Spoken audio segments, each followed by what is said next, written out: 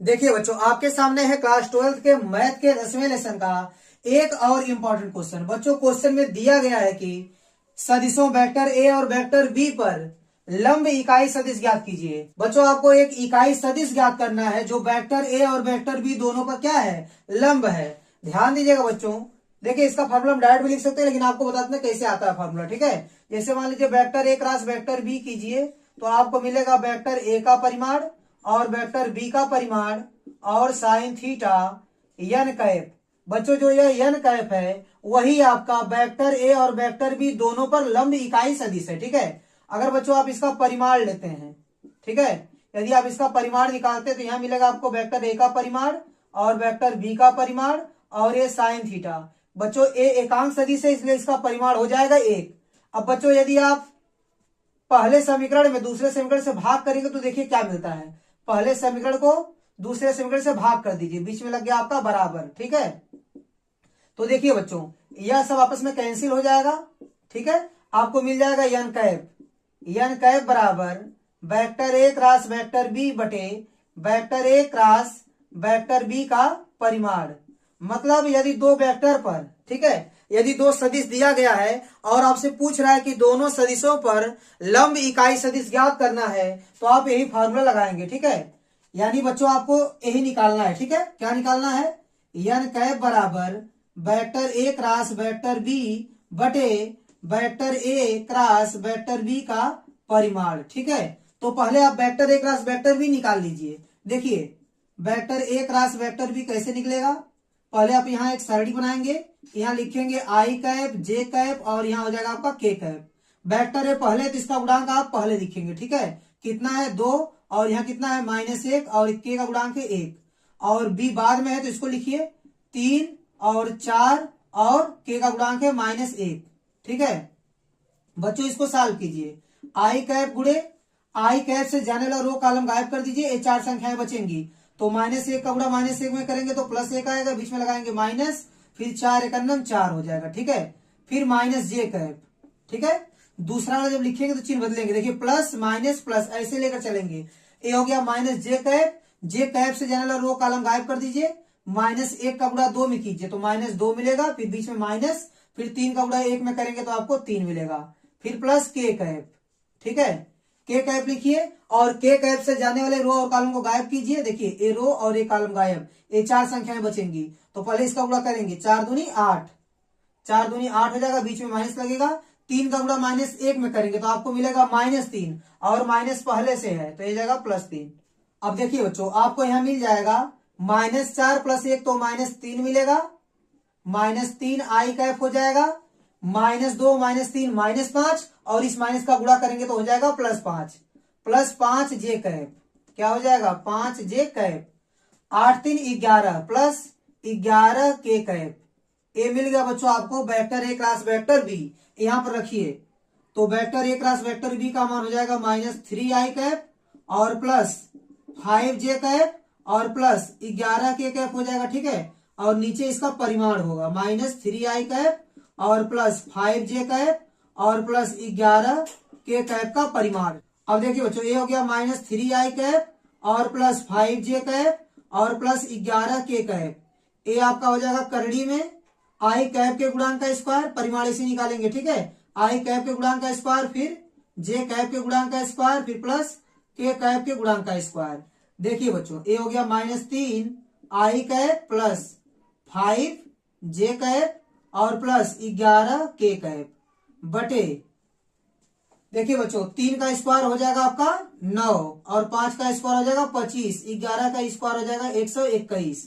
बच्चों अब इन सबको आप जोड़ देंगे। ठीक है, अब देखिए बच्चों 121 में 9 जोड़ेंगे तो 130 हो जाएगा और 130 में जब 25 जोड़ेंगे तो हो जाएगा आपका 155 हो जाएगा। ठीक है, तो बच्चों देखिए इसको आप लिख दीजिए -3 आई कैप और +5 जे कैप और +11 के कैप। ठीक है, पूरे के बटे क्या हो जाएगा करड़ी में 155 और बच्चों यही आपका आंसर होगा। ठीक है, तो वेक्टर ए और वेक्टर बी दोनों पर लंब इकाई सदिश क्या है आपका यन कैप और यन कैप का मान इतना आ गया, यही आपका आंसर होगा। इसके बाद देखिए बच्चों, ये पूछा है कि इनके बीच के जो कोण हैं उसकी ज्या भी ज्ञात कीजिए। मतलब इनके बीच का कोण जो थीटा है उसकी ज्या, ज्या मतलब साइन, यानी आपसे साइन थीटा पूछ रहा है। क्या पूछ रहा है? Sine theta. तो बच्चों आपको साइन थीटा भी ज्ञात करना है। तो ध्यान दीजिएगा साइन थीटा कैसे निकालेंगे।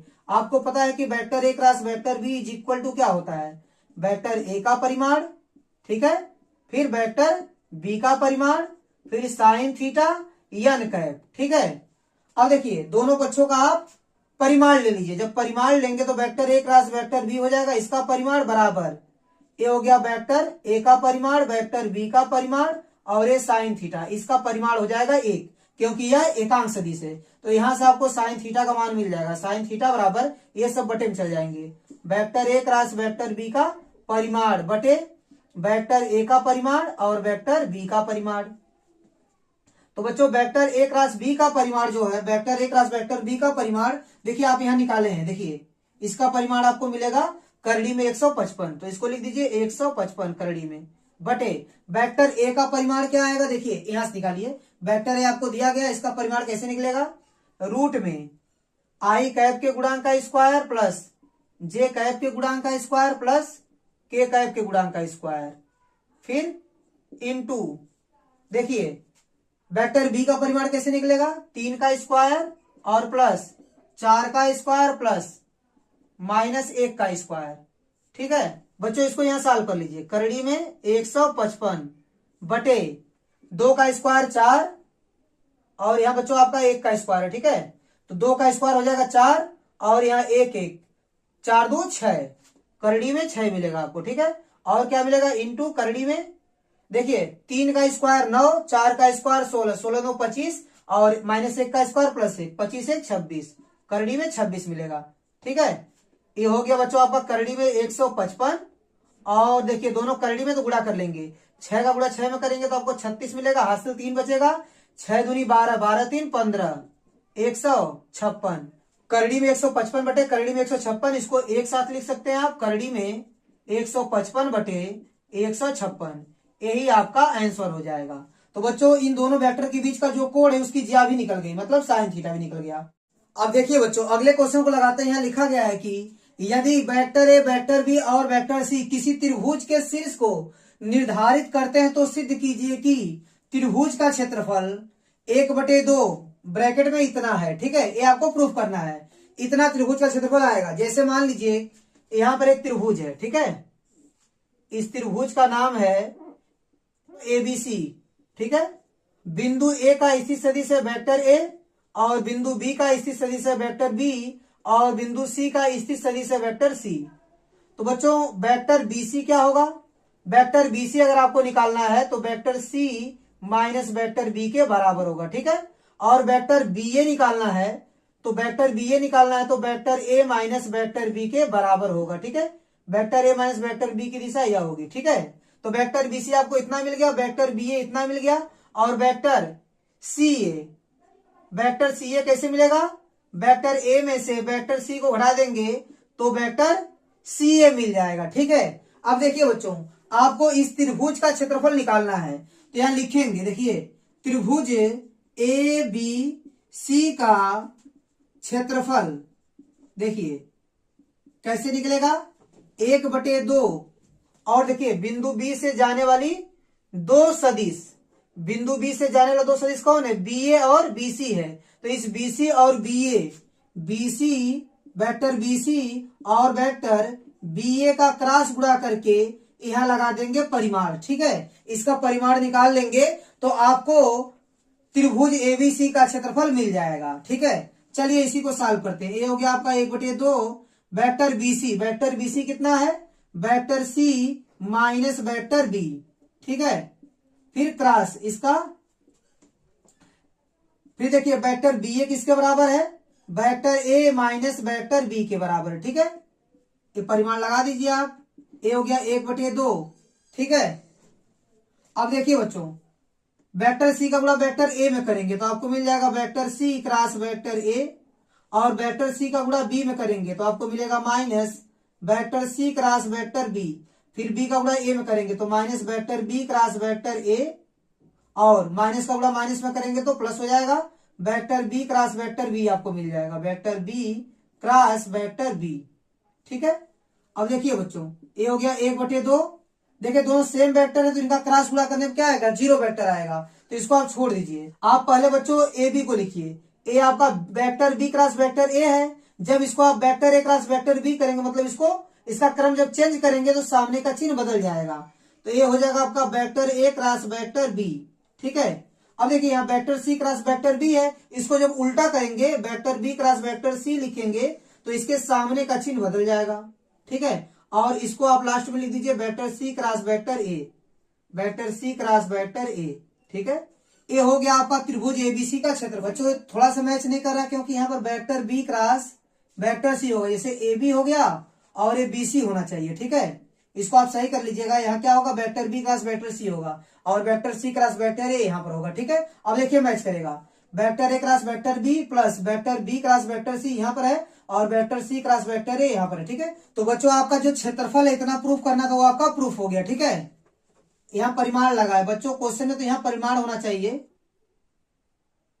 यहाँ होगा परिमाण। ठीक है। यहाँ परिमाण लगा दीजिए। ठीक है। देखिए यही त्रिभुज एबीसी का क्षेत्रफल आ रहा है। ठीक है। तो आपको यही प्रूफ करना होगा। ठीक है। ये हो गया आपका प्रूफ, तो यहाँ लिख देंगे प्रूफ्ड। ठीक है। अब इसके बाद क्या करना है, इसके प्रयोग से 3 बिंदुओं vector A vector B vector C के संरेखी होने का प्रतिबंध का निगमन कीजिए। तो बच्चों जब ये तीनों बिंदु vector A vector B vector C संरेख होगा तो उनसे कोई त्रिभुज बनेगा ही नहीं। मतलब इन तीनों से जो त्रिभुज बनेगा उसका क्षेत्रफल यदि आप 0 कर देंगे तो संरेख होने का प्रतिबंध आपको मिल जाएगा। तो यहाँ हेडिंग में लिखता हूं संरेख होने का प्रतिबंध, संरेख होने का प्रतिबंध। देखिए कैसे संरेख होगा, जब ये संरेख होगा, ये तीनों बिंदु संरेख हो जाएंगे तो इस त्रिभुज एबीसी का क्षेत्रफल क्या हो जाएगा, 0। त्रिभुज एबीसी का क्षेत्रफल जो आया है उसको आप 0 के बराबर कर देंगे तो तीनों बिंदु क्या हो जाएगा, संरेख हो जाएगा। क्योंकि जब संरेख होगा तो त्रिभुज नहीं बनेगा, उसका क्षेत्रफल 0 आ जाएगा। तो देखिए बच्चों त्रिभुज एबीसी का क्षेत्रफल आपका है 1/2 और vector A cross vector B plus vector B cross vector C plus vector C cross vector A. ठीक है, बराबर 0। अब देखिए vector A cross vector B और plus vector B cross vector C plus vector C cross vector A. ठीक है बच्चों, 1/2 से 0 में भाग करेंगे तो आपको 0 ही मिलेगा, तो इधर मिल जाएगा आपको 0। ठीक है। अगर आप यहां से परिमाण हटाते हैं तो ये 0 वेक्टर आएगा। ठीक है। यदि बच्चों वेक्टर ए और वेक्टर बी और वेक्टर सी तीनों यदि संरेख होंगे तो vector A cross vector B कीजिएगा, फिर plus vector B cross vector C कीजिएगा, फिर plus vector C cross vector A कीजिएगा। अगर इन तीनों को जोड़ने पर 0 वेक्टर प्राप्त होता है तो आप समझ जाइएगा कि वेक्टर ए वेक्टर बी और वेक्टर सी क्या है, संरेख है। तो ये संरेख होने का प्रतिबंध हो गया। ठीक है। तो ये भी आपका काम पूरा हो गया। इसके बाद क्या करना है, बोला कि साथ ही त्रिभुज के तल पर अभिलंब मात्रक सदिश ज्ञात कीजिए। मतलब ये जो जिस तल में त्रिभुज बना है इसके लंबवत, देखिए इसके लंबवत आपको मात्रक सदिश निकालना है। तो बच्चों 2 वेक्टर के लंबवत जो मात्रक सदिश होता है इसको अभी आप पहले क्वेश्चन में किए हैं, तो बच्चों आप इसको नोट कर लीजिए। इसके बाद मैं इसको मिटाकर आगे क्वेश्चन लगाता हूं। ठीक है। अब देखिए बच्चों, अब त्रिभुज एबीसी के लंबवत मात्रक सदिश में ज्ञात करता हूं। तो यहाँ लिखेंगे त्रिभुज एबीसी के लंबवत मात्रक सदिश लिखेंगे। ठीक है। लंबवत मात्रक सदिश क्या होगा, देखिए बच्चों अभी मैंने आपको बताया था अगर वेक्टर ए और वेक्टर बी दोनों के लंबवत मात्रक सदिश निकालेंगे तो n कैप बराबर क्या आया था आपका, vector A cross vector B और बटे vector A cross vector B का परिमाण आया था। ठीक है। लेकिन ध्यान दीजिएगा बच्चों, यहाँ पर वेक्टर बीसी और वेक्टर बीए के लंबवत निकाल लेंगे तो वो त्रिभुज के लंबवत मात्रक सदिश निकल जाएगा। ठीक है। तो जहां वेक्टर ए और बी आप यूज कर रहे हैं वहां पर क्या यूज करेंगे, वेक्टर बीसी और वेक्टर बीए। तो यहां लिख देंगे vector BC cross vector BA. अब इसका परिमाण नीचे लिख देंगे, vector BC cross vector BA का परिमाण लिख देंगे। बच्चों इसको सॉल्व करने पर आपको त्रिभुज एबीसी जिस तल में है उसके लंबवत मात्रक सदिश आपको मिल जाएगा। ठीक है। अब ध्यान दीजिएगा बच्चों, इसका मान कितना है, इसको अभी आपने सॉल्व किया। ठीक है। इन दोनों का आप गुणा करेंगे तो आपको मिलेगा इतना। ठीक है। तो इसको आप लिख दीजिए vector A cross vector B plus vector B cross vector C plus vector C cross vector A, इतना लिख देंगे। और बटे इसका परिमाण लिख देंगे। बच्चों बटे इसका परिमाण होगा तो यहाँ परिमाण का चिन्ह लगा देंगे और इसको लिख देंगे vector A cross vector B plus vector B cross vector C और plus vector C cross vector A. ठीक है, इसका परिमाण। तो बच्चों यह जो निकला है, ठीक है, वह क्या है आपका त्रिभुज जिस तल में स्थित है उसके लंबवत मात्रक सदिश है। ठीक है, तो बच्चों यह भी आपका ज्ञात हो गया। ठीक है, तो बच्चों उम्मीद करता हूं कि ये क्वेश्चन आपको अच्छे से समझ में आया होगा।